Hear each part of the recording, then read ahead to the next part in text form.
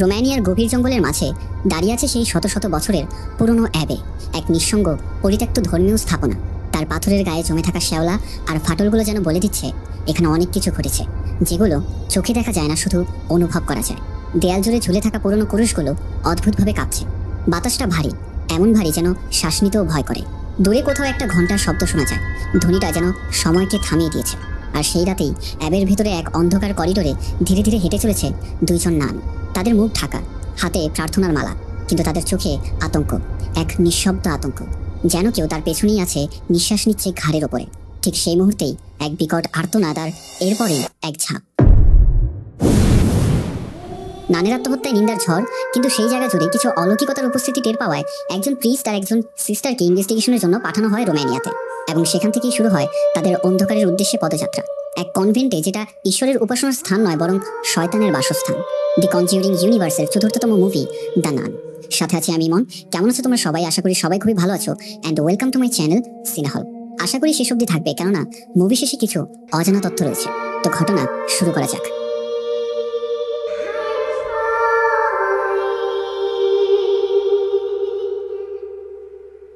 এই ঘটনার সূত্রপাত 1952 সাল থেকে। রোমানিয়ার সেন্ট কার্টার এক অ্যাবি। সেদিনের রাতটা ঘন কুয়াশার আবরণে এক গা ছমছমে পরিবেশ। কনভেন্টের ভেতরে এক পরিত্যক্ত গোপন পথে এগিয়ে চলল দুইজন নান, জেসিকা এবং ভিক্টোরিয়া। তারা কোনো এক বিষয় নিয়ে খুবই চিন্তিত, তাই সংশোধনের জন্যই এখানে আসা। হাঁটতে হাঁটতে এক কক্ষের কাছে এসে পৌঁছায়। দরজায় স্পষ্ট রোমানিয়ান ভাষায় লেখা ফিনিথিক ডিউ, যার অর্থ ঈশ্বরের সঙ্গ এই পর্যন্তই। সিস্টার জেসিকা ভিক্টোরিয়াকে বাইরে প্রার্থনা করতে বলে ভেতরে প্রবেশ করে, এবং কিছুক্ষণের মধ্যেই এক বিকট চিৎকার। রক্তাক্ত অবস্থায় জেসিকা বাইরে এসে ভিক্টোরিয়ার হাতে একটা চাবি ধরিয়ে দিয়ে বলল, তুমি জানো কি করতে হবে, তাড়াতাড়ি দরজা বন্ধ করে দাও। এই শয়তান পৃথিবীতে আসতে চায়, এবং এর জন্য তার একটা শরীর প্রয়োজন। এটা কোনো মতেই হতে দেওয়া যাবে না, না হয় সব শেষ। কথাটা বলতেই তাকে কোনো এক অজানা শক্তি ভেতরে টেনে নিয়ে যায়। চার্চের সেই হোলি ক্রস উল্টো হয়ে যায় এবং তাতে আগুন লেগে যায়। ভিক্টোরিয়া এতটাই ভয় পেয়ে যায়, যার ফলে সে গেটটা লাগাতে পারেনি। তার এই ভুল এবং শয়তান যেন তার দেহে প্রবেশ করতে না পারে, এই ভেবে ঈশ্বরের কাছে ক্ষমা চেয়ে আত্মহত্যার পথ বেছে নেয়। এবং দেখা যায় নানদের পোশাকে সেই শয়তানকে। সকাল হতেই ডেলিভারি দিতে আসা এক যুবক অ্যাবের বাইরে নানের ঝুলন্ত দেহ দেখতে পায়। নানের এই আত্মহত্যার ঘটনা গ্রামে এবং শহরে নিন্দার ঝড় ওঠায়। ভ্যাটিকানের প্রিস্টরা বেশ চিন্তিত, কেননা নানের আত্মহত্যায় মানুষদের চার্চ থেকে বিশ্বাস হারিয়ে যাবে। উচ্চপদস্থ বিশপ, যিনি ভ্যাটিকানের গুরুত্বপূর্ণ ধর্মীয় কর্মকর্তাদের মধ্যে একজন, সে এই ঘটনার তদন্তের জন্য ফাদার বার্গকে ডেকে আনে। তাদের কাছে এই নানের আত্মহত্যার ঘটনাটা বেশ সন্দেহজনক, কারণ সেই পরিত্যক্ত অ্যাবি নিয়ে লোকালসদের মাঝে অনেক গুজব ছড়িয়ে আছে। এই তদন্তের জন্য তার একজন মেয়ে দরকার, কারণ কনভেন্টের ভেতরে ছেলেদের প্রবেশ নিষেধ। তাই বিশপ তাকে একজন সিস্টারকে সাথে করে নিয়ে যেতে বলে, যার নাম আইরিন। এখনো অবধি সে সন্ন্যাসী হওয়ার শপথ গ্রহণ করেনি। ফাদার বার্গ রোম থেকে চলে যায় লন্ডনের এক মনেস্টারিতে। সেখানে সিস্টার আইরিনের সাথে সেন্ট কার্টার সেই অ্যাবির বিষয়ে কথা হয়। তবে জানা যায় এই কনভেন্ট সম্পর্কে সে নাকি কিছু জানে না। তবুও তাকে নিয়ে রওনা হয় রোমানিয়াতে। আজ সকাল সকাল দুঃস্বপ্ন দেখে ঘুম ভাঙে সেই ডেলিভারি বয়ের। গেট খুলতেই ফাদার বার্গ আর সিস্টার আইরিনকে দেখতে পায়। সুন্দরী মেয়ে দেখলেই তার মাথা নষ্ট হয়ে যায়। শুরু হয় ফ্লার্টিং। তার নাম জানতে চাইলে সে জানায় তাকে ভালোবেসে লোকেরা ফ্রেঞ্চি বলে ডাকে। ফাদার বার্গ সোজা কথা আসে যে তারা চার্চ থেকে এসেছে এবং এই অ্যাবির ব্যাপারে জানতে চাচ্ছে। ইনি হচ্ছেন সিস্টার আইরিন। সে যে একজন সিস্টার তা জানতে পেরে তার ব্যবহারের কারণে একটু লজ্জায় পড়ে যায়। ফ্রেঞ্চির কাছ থেকে জানতে পারে সেই অ্যাবের জন্য কাজ করে। সাধারণত প্রতিদিনের মতোই সে নিত্যদিনের খাদ্য সামগ্রী ডেলিভারি করতে গিয়ে এই ঘটনার সাক্ষী হয়। ফাদার বার্গ সেখানে যেতে চাইলে সে জানায় এই গ্রামে অ্যাবির নাম কেউ শুনতেও চায় না। কয়েক দশক ধরে এই অ্যাবির সাথে গ্রামের মানুষের কোনো সম্পর্ক নেই। অ্যাবির নাম শুনতেই থুতু নিক্ষেপ করে। তবে এখন তাদের সেখানে কে নিয়ে যাবে? সিস্টার আইরিন অনেক রিকোয়েস্ট করাতে সে রাজি হয়ে যায়। ফ্রেঞ্চিও আর না করতে পারে না। রওনা হয় রোমানিয়ার সেই কনভেন্টের উদ্দেশ্যে এক অন্ধকারের যাত্রায়। তাদের যাত্রা শুরু হয় ঘোড়ার ঠকঠক শব্দে এক শান্ত কুয়াশা মোড়ানো ভোরে। রোমানিয়ার দুর্গম এক পাহাড়ি অঞ্চল, যেখানে সূর্যের আলো খুব একটা ঢোকে না, আর পথ যেন অজানার দিকে নিয়ে যায়। চারিদিকে অরণ্যের গা, ছমছমে নীরবতা। যাত্রার সঙ্গে সঙ্গে আবহাওয়া যেন অস্থির হয়ে ওঠে, আর এক অদ্ভুত ঠান্ডা হাওয়া যেন বারবার মনে করিয়ে দেয় এই পথ মোটেও স্বস্তির নয়, বরং এক অজানা শক্তির সাথে সাক্ষাৎ। পথে ফ্রেঞ্চি সম্পর্কে জানা যায় সে ফ্রেঞ্চ এবং ক্যানাডিয়ান মিক্স। তার পরিবার এখানে এসেছিল দ্বিতীয় বিশ্বযুদ্ধের সময় স্বর্ণের খোঁজে। এরপর ফ্রান্সে আর ফিরে যাওয়া হয়নি। এখানেই এই কনভেন্টের হয়ে টুকটাক কাজ করে। দীর্ঘ যাত্রা শেষে তারা কনভেন্টের কিছুটা দূরেই নেমে পড়ে, কেননা সেখানে কোনো পশু অবধি যেতে চায় না। চার্চ থেকে আদেশ এই জায়গাটা এখনো পবিত্র আছে কিনা তা দেখতে। তবে ফ্রেঞ্চি জানায়, আমার কাছে শোনেন, এই জায়গাটা অপবিত্র, এতটাই অপবিত্র যে গ্রাম থেকে কয়েকজন মহিলা এবং অসংখ্য শিশু এই কনভেন্টের এখান থেকে নিখোঁজ হয়েছে, এবং এরপর থেকে গ্রামের সবাই এই কনভেন্টের নাম শুনতেই থুতু নিক্ষেপ করে। তাছাড়া লোকমুখে শোনা গেছে দ্বিতীয় বিশ্বযুদ্ধের সময় এখানে বোমা নিক্ষেপের কারণে প্রায় কয়েকদিন যাবৎ এই কনভেন্টের জমি অস্বাভাবিকভাবে কাঁপছিল। তবে আমার মনে হয় এই কনভেন্টের বাইরে এই ক্রসগুলো শয়তানকে ভেতরে আটকে রেখেছে, না হয় কবেই বেরিয়ে যেত। তাছাড়া গত কয়েক বছর ধরে এখানে ডেলিভারির কাজ করছে, আজও অবধি এখানে কোনো নানকে দেখিনি, কিন্তু এই প্রথমবার কাউকে দেখলাম। বার্গ বলে, ওই লাশটা কোথায় রেখেছো তুমি? ফ্রেঞ্চি জানায়, ডেড বডিটা আইস হাউসে রেখে দিয়েছি। তবে সেখানে যাওয়ার পরে ফ্রেঞ্চি কিছুটা ভয় পেয়ে যায়, কারণ এই ডেড বডিটা সে শুইয়ে রেখেছিল, কিন্তু এখন এসে দেখছে তা বসে আছে। এরই সাথে মনে হলো পাশ দিয়ে কেউ হেঁটে গেল। বার্গ তা খেয়াল করলেও পাত্তা দেয় না। ভিক্টোরিয়ার ডেড বডি থেকে একটা চাবি পায়, সেটা রেখে তাকে কবরস্থ করে ফেলে। নজর যায় কবরের পাশে বেল লাগানো। জানা যায় এই প্রথা দ্বিতীয় বিশ্বযুদ্ধের থেকেই শুরু, কেননা গণকবর দেওয়ার ফলে মাঝে মধ্যে ভুলবশত জীবিতদের কবর দেওয়া হতো, তাই লাশের সাথে বেলটা বেঁধে কবর দেওয়া হতো, যেন জীবিত থাকলে বেল বেজে ওঠে। তারা সেই আত্মহত্যার ঘটনাস্থলে গেলে দেখতে পায় রক্তটা এখনো সতেজ, অথচ মৃত্যু হয়েছে আরো কয়েকদিন আগে। কনভেন্টের ভিতরে প্রবেশ করলে আইরিন এক কালো পোশাক পরিহিত মহিলাকে দেখতে পায়। রাগী স্বরে বলে উঠল, তোমরা কেন এসেছো এখানে? সে তার কাছে পরিচয় দেয়, আমি অ্যান্থনি বার্গ, আর ইনি হচ্ছেন সিস্টার আইরিন। সেই মহিলা জানায় উনি মাদার সুপিরিয়র, মানে এই কনভেন্টের হেড। তবে চমকে দিয়ে সে আইরিনকে উদ্দেশ্য করে বলে, তুমি কেন এসেছো এখানে, যে কিনা এখনো অব্দি শপথ পর্যন্ত গ্রহণ করেনি। ফাদার বার্গ জানায় যে কিছুদিন আগে এখানে একজন নানের আত্মহত্যায় ভ্যাটিকানের প্রিস্টরা বেশ চিন্তিত, তাই আমাদের এখানে তদন্তের জন্য পাঠানো হয়েছে। তবে মাদার সুপিরিয়র তা জানে না, তাই ফ্রেঞ্চি তাকে বলে, বাইরে আমরা তার মৃতদেহ পেয়েছিলাম। কিন্তু আকবরই মাদার সুপিরিয়র জানায়, তো কাকে জিজ্ঞেস করে এই নানকে কবর দিয়েছো? তার এই রাগান্বিত মেজাজ দেখে বার্গ ফ্রেঞ্চিকে একটু বাইরে যেতে বলে। সে জানায়, আজকে কোনো কথা বলতে পারবো না, প্রেয়ার্সের সময় হয়ে যাচ্ছে। তোমাদের যাবতীয় সব প্রশ্নের উত্তর তোমরা কালকে পেয়ে যাবে, আর কিছুক্ষণের মধ্যেই গেট বন্ধ হয়ে যাবে। আচ্ছা, তো অনেকের হয়তো অ্যাবি অথবা কনভেন্ট শব্দ নিয়ে সমস্যা হচ্ছে। অ্যাবি আর কনভেন্ট একই শব্দ। অ্যাবি হচ্ছে যেখানে নানরা থাকে এবং এখানে বাইরের লোক প্রবেশ নিষেধ, সে হোক মেয়ে অথবা ছেলে। একমাত্র যারা ঈশ্বরের রাস্তায় সারা জীবনের জন্য সংসার, সম্পত্তি, দুনিয়াবী চাহিদা আর পরিবার ছেড়ে নিজেকে ঈশ্বরের কাছে উৎসর্গ করে শপথ গ্রহণ করে, তারাই এখানে আসতে পারবে। তবে মাদার সুপিরিয়র তাদের জানায়, অ্যাবির মধ্যেই একটা লজ আছে, আজকের রাতটা তোমরা সেখানেই কাটাতে পারো।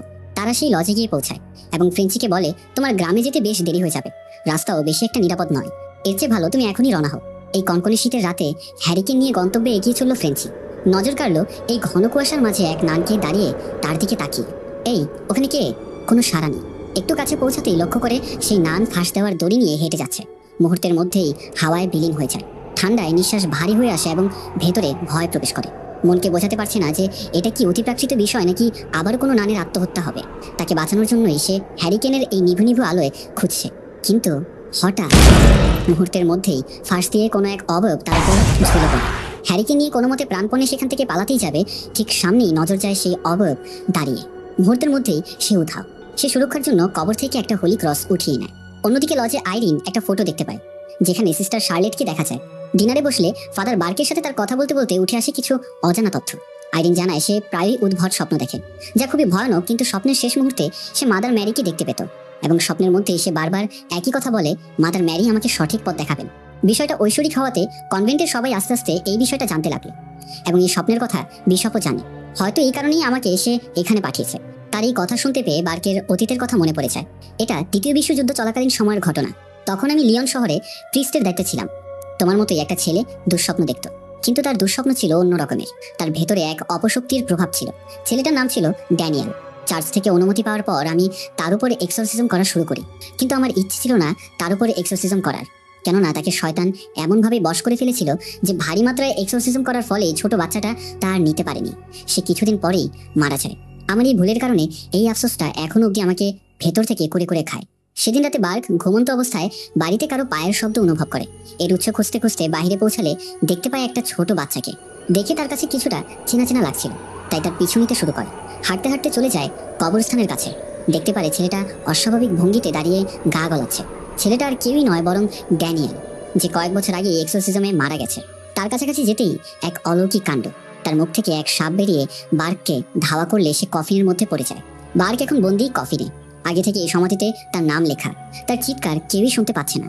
নিঝুম রাতে কবর থেকে শুধু কেবল বেলের শব্দই শোনা যাচ্ছে। এক দমকা হওয়ায় আইরিনের ঘুম ভাঙে।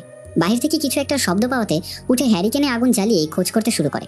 কোনো অজানা শক্তি তার পিছু করছে। হাঁটতে হাঁটতে কনভেন্ট থেকে বাইরে এসে চলে যায় চার্চে, যেখানে অনেক নান এই গভীর রাতে প্রার্থনা করছে। নজরে পড়ে এক ছায়া, ক্রমশই বড় থেকে ছোট হতে লাগলো। আইরিন কিছুটা বুঝে ওঠার আগেই তখন আয়নায় তাকায়। তার সামনে চেহারাবিহীন এক নান, কিন্তু পেছনে ঘুরতেই সেখানে কেউ নেই। এরপর আইরিন খুবই সাহসী। এইসবে তোয়াক্কা না করে সে বাইরে চলে আসে। হঠাৎ বাতাসে ভেসে আসা বার্কের আর্তনাদ শুনতে পায়। যখন কবরস্থানে গিয়ে পৌঁছায়, সেই শয়তান আইরিনকে পথভ্রষ্ট করার চেষ্টা করে। কবর থেকে বেলের শব্দ আসছে ঠিকই, কিন্তু সবগুলো থেকে। এখন কোনটাতে বার্ক রয়েছে সে বুঝে উঠতে পারে না। আইরিন শুরু থেকেই বলেছিল সে স্বপ্ন দেখত যে মাদার ম্যারি তাকে সাহায্য করে। সে চোখ বন্ধ করে ঈশ্বরের কাছে প্রার্থনা করলে আধ্যাত্মিক অনুভূতির জন্য ফাদার বার্কের কবরের সন্ধান পায়। কিন্তু হাতে বেশি সময় নেই। বার্ক কফিনের ভেতর থেকে বেল বাজাচ্ছে, কিন্তু এই কফিনে সে একা নয়, বরং এক মৃত লাশ যেটাকে শেষ করতে চাচ্ছে। সঠিক সময়ে আইরিন তাকে সেখান থেকে উদ্ধার করতে সক্ষম হয়। কবর থেকে উঠতেই সেই কঙ্কালের সাথে কিছু বই দেখতে পায়। বার্ক সেই বইগুলো সাথে করে নিয়ে চলে আসে। পরদিন তারা চলে যায় কনভেন্টে। তবে লক্ষণীয় বিষয়, সদর দরজার সামনে আজকেও রক্তগুলো টাটকা, এরই সাথে গতকালের চেয়েও বেশি। ভেতরে প্রবেশ করে কনভেন্টের দরজার সামনে দাঁড়িয়ে বার্ক মাদার সুপিরিয়রের কাছে জিজ্ঞেস করছে আজকে কি জিজ্ঞাসাবাদ করা যাবে। সাথে সাথেই দরজা খুলে দেয় এবং আইরিনকে সিস্টার ভিক্টোরিয়ার ডেড বডি থেকে পাওয়া চাবি দিয়ে সতর্ক থাকতে বলে এবং তাকে ভেতরে যেতে বলে। সিস্টার আইরিন প্রথমবারের মতো সেই পুরনো কনভেন্টের ভেতরে পা রাখে। প্রাচীন দেয়াল জোড়া যেন ইতিহাসের ভারে নুয়ে পড়েছে। ঝিরঝির বৃষ্টি আর করিডোর জুড়ে নীরবতা, যেন শতাব্দীর গভীর নিস্তব্ধতা সেখানে জমে আছে। এই নিস্তব্ধ পরিবেশে কনভেন্টটি কেবল ধর্মীয় স্থান নয়, বরং এক রহস্যময় নিঃসঙ্গতা আর অজানা আতঙ্কে ঘেরা এক প্রাসাদ। আইরিন হঠাৎ এক নানের ঝলক দেখতে পায়, তবে তাকে দেখেই সে গা ঢাকা দেয়। পিছু নিতে নিতে উপাসনাগারে গিয়ে পৌঁছায়। পবিত্র স্থানে এক বাদরের উপস্থিতি যেন খারাপ কিছুর ইঙ্গিত দিচ্ছে। সামনেই এক সিস্টার প্রার্থনায় মগ্ন। পেছন থেকে ডাক দিতে গেলে এক নান এসে তাকে আটকে দেয় এবং জানায় এই কনভেন্টে আমাদের 24 ঘন্টা প্রার্থনা একজনের পর একজন ক্রমাগত চালিয়ে যেতে হয়, তাই দয়া করে এতে বাধা সৃষ্টি করবেন না। অন্যদিকে গতকাল রাতের ঘটনায় কোনো মতে ফ্রেঞ্চি নিরাপদে গ্রামে ফিরে আসে। বারে বসে ড্রিঙ্কস করছে আর ভাবছে গতকাল রাতের কথা। বারে এক মহিলা আয়না ঢেকে দিচ্ছে কোনো এক অজানা কারণে। বারটেন্ডারকে জিজ্ঞেস করলে জানতে পারে ওই মহিলার 12 বছরের মেয়ে গলায় দড়ি দিয়ে আত্মহত্যা করেছে। তাছাড়া এক ছেলে হঠাৎ করেই অন্ধ হয়ে গেছে। আরেক লোক নাকি গ্রাম থেকেই নিখোঁজ। তার মতে যাই কিছু আছে ওই কনভেন্টের ভেতরে, সেই শয়তান গ্রামবাসীকে অভিশপ্ত করছে এবং কনভেন্টের নাম নিতেই আবারও থুতু নিক্ষেপ করে। বারটেন্ডার আরো বলে, শুনেছি কনভেন্টে নাকি একজন প্রিস্ট আর এক সিস্টার এসেছে। হতে পারে নতুন করে আরো 2 জনের মরদেহ পেতে চলেছি। কথাটা শুনে ফ্রেঞ্চি অনেকটা চিন্তায় পড়ে যায় আর চেয়ে থাকে সেই বন্দুকের দিকে। বার্ক সেই কবর থেকে পাওয়া বইগুলো পড়ে জানতে পারে এক ডিমনের সম্পর্কে, যার নাম ভ্যালেক। এই বিষয়ে এন্ডিংয়ে ডিসকাস করব, তাই অবশ্যই ভিডিওর শেষ অবধি থাকবে। সন্ধ্যা ঘনিয়ে আসতেই কনভেন্টের আসল দরজা বন্ধ হয়ে যায়। সিস্টার আইরিন এখনো কনভেন্টের ভেতরেই। সেখানে তার কথা হয় সেই নানের সাথে, যার নাম সিস্টার ওয়ানা। আইরিন থেকে সিস্টার ভিক্টোরিয়ার সম্পর্কে জিজ্ঞেস করলে সিস্টার ওয়ানা তার স্মরণে কিছু কথা বলে, তবে পেছনে আরেক নাম দাঁড়িয়ে আছে, সংকেত দিচ্ছে সে যেন বাড়তি কথা না বলে। ওয়ানা জানায়, আমাকে ক্ষমা করবেন, আমাদের জীবন সংক্রান্ত কিছু বলতে পারবো না। তবে আইরিন এই কনভেন্টের ইতিহাস সম্পর্কে জানতে চায় এবং এখানে উঠে আসে কিছু চাঞ্চল্যকর তথ্য। ইউরোপের একটা ইতিহাস রয়েছে, এক অন্ধকার অধ্যায়। সময়কাল সাল 500 থেকে 900। এই সময়টাকেই ডার্ক এজ বলা হয়, কারণ তখন পুরো ইউরোপ জুড়ে ছিল অশান্তি, ভয়, অজ্ঞানতা আর ধর্মীয় উগ্রতা। রোমান সাম্রাজ্যের পতনের পর চারদিকে ছড়িয়ে পড়ে বিশৃঙ্খলা। মানুষের মধ্যে শিক্ষার আলো নিভে যায়। চার্চের প্রভাবে বাড়তে থাকে অন্ধবিশ্বাস, আর সেই অন্ধবিশ্বাসের আড়ালে গড়ে ওঠে কিছু গোপন কাহিনী, ঠিক যেমনটা ঘটেছিল সেই রহস্যময় অ্যাবের ভেতরে। এই কনভেন্ট অথবা অ্যাবে তৈরি করেছিল সেন্ট কার্টার ডিউক বা রাজা। শুরুতে এটা ছিল একটা রাজমহল। নিষিদ্ধ জাদুর প্রতি সে অন্ধবিশ্বাসী ছিল। ব্ল্যাক ম্যাজিক প্র্যাকটিস করে সে যা জ্ঞানার্জন করেছিল সেটা নিজের লেখা বইয়ে স্থান দিয়েছিল। এবং এখানে আমরা ভিউয়ার্সরা জানতে পারি ফাদার বার্ক যেদিন রাতে কবরে ছিল, যেখান থেকে সে সেই বইগুলো পেয়েছিল, সেটা ছিল সেই সেন্ট কার্টার রাজার কবর। তবে প্রশ্ন আসে, সে মরল কিভাবে? রাজার উদ্দেশ্য ছিল নরক থেকে এক ভয়ানক ডিমনকে এই পৃথিবীতে আনা, যাতে করে সে আধ্যাত্মিকতার জ্ঞান আর অমরত্ব হাসিল করতে পারে। ফলে শুরু করেছিল বিভিন্ন রিচুয়াল। এক পর্যায়ে পৃথিবীর বুকেই এই সেন্ট কার্টার রাজমহলের এক গোপন কক্ষে নরকের দরজা খুলে ফেলতে সক্ষম হয়। বেরিয়ে আসছিল এক ভয়ানক অস্তিত্ব। কিন্তু ততক্ষণে চার্চের প্রধানরা গোপন সূত্রে রাজার কার্যকলাপ সম্পর্কে জানতে পারে এবং সঠিক মুহূর্তে চলে এসে রাজাকে হত্যা করে। এবং এই পোর্টাল বন্ধ করতে জিসাস ক্রাইস্টের রক্ত, যা হোলি রেলিক্স নামে পরিচিত, সেটা দিয়ে সিল করে দেওয়া হয়। সাথে চার্চের প্রধানেরা এই রাজমহলকে পরবর্তীতে কনভেন্ট হিসেবে গড়ে তোলে এবং এই অপশক্তিকে নিয়ন্ত্রণে রাখতেই যুগ যুগ ধরে কনভেন্টের নানেরা 24 ঘন্টা প্রার্থনা করে সেই শয়তানকে দমিয়ে রাখতে। এভাবেই কয়েক শতক পার হয়ে যায়। তারপর আসলো দ্বিতীয় বিশ্বযুদ্ধ। বিশ্বযুদ্ধের এই ভয়ানক বোমাবর্ষণে এই কনভেন্টের সেই নরকের দরজা আবারও ভেঙে যায় এবং এই শয়তানের জন্যই সিস্টার ভিক্টোরিয়াকে নিজের জীবন দিতে হয়েছে। সে আর বেশি কিছু বলতে পারে না, তখনই এক নান এসে তাকে থামিয়ে দেয়। নান বলে, তুমি এখনো শপথ গ্রহণ করোনি, তো এখানে কেন এসেছো? এখান থেকে চলে যাও। সিস্টার ওয়ানা জানায় আজকে সে যেতে পারবে না, কারণ সন্ধ্যার পর গেট বন্ধ থাকে। আজকের রাতটা এখানেই কাটাতে হবে। থাকার জন্য তাকে একটা নির্দিষ্ট কক্ষ বাছাই করে দেয়। তবে রুমে প্রবেশ করতেই নজর যায় খাটের সাথে দড়ি বাঁধা। বিষয়টা সে বুঝতে পারে না। ওয়ানা চলে যাওয়ার সময় তাকে জিজ্ঞেস করে, সিস্টার এই চাবিটা কিসের? সিস্টার ভিক্টোরিয়ার মৃতদেহ থেকে পেয়েছি। তবে ওয়ানা জানে না যে এটা কিসের চাবি। এরই সাথে যাওয়ার আগে সে বাইরে থেকে গেটটা তালা লাগিয়ে চলে যায়। ফাদার বার্ক সেই বইগুলো থেকে এই রাজমহলের ব্লুপ্রিন্ট পেলে কনভেন্টে প্রবেশ করার সিক্রেট প্যাসেজ খুঁজতে শুরু করে। কেননা আইরিন একা ভেতরে, যদি তার কোনো ক্ষতি হয়, কিন্তু সে কিছুতেই পাচ্ছে না। তখনই হঠাৎ মৃদু সুরে কেউ বলে উঠল, ভেতরে প্রবেশ করার দ্বিতীয় রাস্তা তুমি পাবে না। কণ্ঠটা মাদার সুপিরিয়রের। সে তাকে জিজ্ঞেস করে, এখানে সমস্যা কি? আমার মনে হয় এই কনভেন্টের কোনো ভয়ানক ইতিহাস রয়েছে। কিন্তু মাদার সুপিরিয়র তাকে কিছুই বলে না, বরং সে তাকে বলে, যাই করো না কেন, আইরিন আর ফিরে আসবে না, অনেক দেরি করে ফেলেছ। এই বলেই যেমন থমকে গেল। হাতে থাকা মোমবাতি নিভে গেল। যখন সে তার কাছাকাছি যায়, বুঝতে পারে এটা মাদার সুপিরিয়র নয়, বরং সেই শয়তান যে কিনা তাকে ধোকা দিয়ে আসছিল এই অবধি। বাহিরে তখন বজ্রপাত আর বৃষ্টি। আইরিন স্বপ্ন দেখছে সে কোনো গোপন কক্ষে কারো পজিশনের মধ্যে আছে এবং মাদার ম্যারির কাছে সাহায্য চাইছে। সেই সাথে প্রথমবারের মতো স্বপ্নে সে ব্যালেককে দেখতে পায়। ঘুম ভাঙলে তার সামনে এক নানকে প্রার্থনা অবস্থায় দেখতে পায়। মুহূর্তের মধ্যেই কেউ নেই। হঠাৎ সিস্টার ভিক্টোরিয়া তার কানে ফিসফিস করে বলে, ঈশ্বর তোমার রক্ষা করুক। এই বলি গলায় দড়ি দিয়ে সে ঝাঁপ দেয়। বুঝতে আর বাকি রইল না এটা সিস্টার ভিক্টোরিয়ার রুম। হঠাৎ সেই রুমের এক গোপন দরজা খুলে যায়। ঘুটঘুটে অন্ধকারে মোমবাতি নিয়ে রওনা হয় সেই পথে। পৌঁছায় বেসমেন্টের এক অজানা হল রুমে। চারিপাশে হোলি ক্রস, সামনে রহস্যময় দরজা যার গায়ে লেখা ফিনিথিকটিও, ঈশ্বরের সঙ্গ এই পর্যন্ত। দরজা খুলে গেলে দেখা যায় ভ্যালেক দাঁড়িয়ে। সমস্ত ক্রস উল্টাতে লাগলো। কোনো মতে হাতে থাকা চাবিটা নিয়েই সেখান থেকে পালাতেই যাবে, দেখে দরজা বন্ধ। সিস্টার ওয়ানা এসে তাকে বাঁচিয়ে নেয় এবং তাকে বলে, আমি তোমাকে সাহায্য করবো, কিন্তু তুমি তাড়াতাড়ি সামনের পথ ধরে বেরিয়ে যাও, গিয়ে প্রার্থনা শুরু করো। বার্ক এবার কিছুটা শঙ্কিত। তার সামনে ড্যানিয়াল চারিপাশ থেকে তাকে হত্যার চেষ্টা করছে। সে বুঝতে পারে এটা ড্যানিয়াল নয়, বরং ডিমন ভ্যালেক, যে তার ভেতরের অনুশোচনাকে কাজে লাগিয়ে দুর্বল করতে চাইছে। কোনো মতে সেখান থেকে বের হতে সক্ষম হয়। আইরিন কোনো মতে চার্চে এসে পৌঁছালে দেখে সিস্টার ওয়ানা মৃত পড়ে আছে। তবে মনে প্রশ্ন জাগে, তাকে সেখানে কে বাঁচালো? হঠাৎ একদল নান মুহূর্তের মধ্যেই উপস্থিত হয়ে জানায় তাদের প্রার্থনা করে যেতে হবে। কোনো ভুল ত্রুটি ছাড়া যাই হয়ে যাক না কেন, চোখ খোলা যাবে না। ল্যাটিন ভাষায় শুরু হয় প্রার্থনা। মুহূর্তের মধ্যেই কোনো এক অজানা শক্তি সবাইকে ছুঁড়ে ফেলে দেয়, কিন্তু আইরিন তার মনোযোগ হারায়নি। অন্যদিকে বার্কের মনে পড়ে যায় ফ্রেঞ্চির বলা একটা কথা, যে নানেরা কনভেন্ট থেকে বের হয় না, তারা তাদের নিত্যদিনের সামগ্রী ডেলিভারি রুম থেকেই নিয়ে যায়, যার জন্য তাদের কনভেন্ট থেকে বাইরে যেতে হয় না। বার্ক বুঝে যায় যে দ্বিতীয় দরজা কোথায়। সেখানে গিয়ে পৌঁছালে সম্মুখীন হয় এক অবয়বের, কিন্তু সঠিক মুহূর্তে ফ্রেঞ্চি এসে তাকে বাঁচিয়ে নেয়। আইরিন প্রার্থনা করেই যাচ্ছে। কোনো মতেই অশুভ শক্তি তার ধ্যান ভঙ্গ করতে পারছে না, তাই তাকে পেছন থেকে আঘাত করতে শুরু করে। তবে কিছুক্ষণ পরে বোঝা যায় যে তার প্রার্থনা কোনো কাজেই দেয়নি, বরং তার পিঠে আছড়ে পেন্টাগ্রাম এঁকেছে এবং এখানেই তাকে সে পজিশনে নিয়ে নেয়। পরিবেশটা শান্ত হলে উঠে বাকি নানদের সান্ত্বনা দিচ্ছে। একটু পরেই ফাদার বার্ক আর ফ্রেঞ্চি সেখানে উপস্থিত হয়। তাদেরকে নানের কথা বললে তারা বলে, কোথায়? এখানে তো কোনো নান নেই। বার্ক জানায়, এই অবধি আমরা যা কিছু দেখছিলাম সেটা ছিল সেই শয়তানের পাতা ভাত। সামনে পড়ে আছে কয়েক সপ্তাহ আগের সিস্টার ওয়ানার লাশ। যখন তার জন্য প্রার্থনা করতেই যাবে, তার ডেড বডি হঠাৎ উঠেই তাদের উপর হামলা করে। ব্যাগ থেকে হোলি ওয়াটার বের করে ক্রসে ছিটিয়ে এই মৃতদেহে এক্সরসিজম চালায় এবং এই দেহ থেকে শয়তানকে তাড়াতে সক্ষম হয়। তারা বুঝতে পারে এই কনভেন্টের অন্যান্য নানেরা মারা গেছে আরো অনেক আগেই, বরং সিস্টার ভিক্টোরিয়া আর জেসিকা মিলে এই শয়তানকে বন্দী করতে চেয়েছিল, তবে তারা সক্ষম হয়নি। ব্যালেকের একটা জীবিত দেহ প্রয়োজন যাতে করে সে এই পৃথিবীতে আসতে পারে, কিন্তু সিস্টার ভিক্টোরিয়া তা হতে দেয়নি। ফ্রেঞ্চি জানায়, যেহেতু সব সমস্যার মূলে পৌঁছেছি, তো এখন আমাদের এখান থেকে যাওয়া উচিত। কিন্তু আইরিন জানায় তারা যেতে পারবে না, এখানে থেকে এটা সমাধান করেই তারপর যেতে হবে। আইরিন ফাদার বার্ককে জানায়, আমি গোপন কক্ষের প্রবেশ দরজা খুঁজে পেয়েছি। এখন এই নরকের দরজা বন্ধ করতে জিসাস ক্রাইস্টের পবিত্র রক্ত খুঁজতে হবে, যেটা কিনা এই কনভেন্টের মধ্যেই কোনো এক গোপন কক্ষে রয়েছে। তবে যাওয়ার আগে আইরিন তার শপথ গ্রহণ করতে চায়। সে তার ডিসিশন নিয়ে নিয়েছে যে সারা জীবন নান হয়েই থাকবে। শপথ শেষে তারা সেই গোপন কক্ষে গিয়ে পৌঁছায়। মাদার ম্যারির মূর্তির ইশারায় তারা সেই গোপন দরজার সন্ধান পায় এবং সেখানেই তারা হোলি রেলিক ব্লাড অফ ক্রাইস্টের সন্ধান পায়। বার্ক তা আইরিনকে পরিয়ে দেয় এবং রওনা হয় সেই গেটের উদ্দেশ্যে।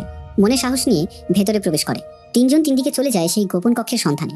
হাতে বন্দুক নিয়ে ফ্রেঞ্চি এক রুমের কাছে যেতেই হঠাৎ হাতে থাকা মশাল নিভে যায়। শুনতে পায় এক হুঙ্কার। আইরিন হাঁটতে হাঁটতে অনুভব করলো তাকে কেউ নজর রাখছে। পেছনে ঘুরতেই নানের পোশাকে এক অবয়বকে দেখতে পায় এবং তারপর কোনো মতে বেঁচে গিয়ে সে একটা নির্দিষ্ট কক্ষে গিয়ে পৌঁছায়। পেছনে একটা মোমবাতি জ্বলে উঠল এবং সেখানেই পা দিতেই লক্ষ্য করে যে একটা পেন্টাগ্রামের মধ্যে সে দাঁড়িয়ে আছে। তার সামনে সাদা কাপড়ে পরা অবয়ব। এরই সাথে রুমের দরজা নিজে নিজেই বন্ধ হয়ে যায়। আইরিনের চিৎকার শুনতে পেয়ে ফ্রেঞ্চি আর বার্ক পাগলের মতো তাকে খুঁজছে। ফাদার বার্কের সামনে নানদের পোশাকে কয়েকজন অবয়ব দাঁড়িয়ে মন্ত্রচায়ন করছে। ক্রমশই তার দিকে এগিয়ে আসছে তারা। বার্ক হ্যারিকেনে থাকা কেরোসিন ঢেলে ক্রস এঁকে আগুন জ্বালিয়ে সেখান থেকে অন্য পথে চলে যায়।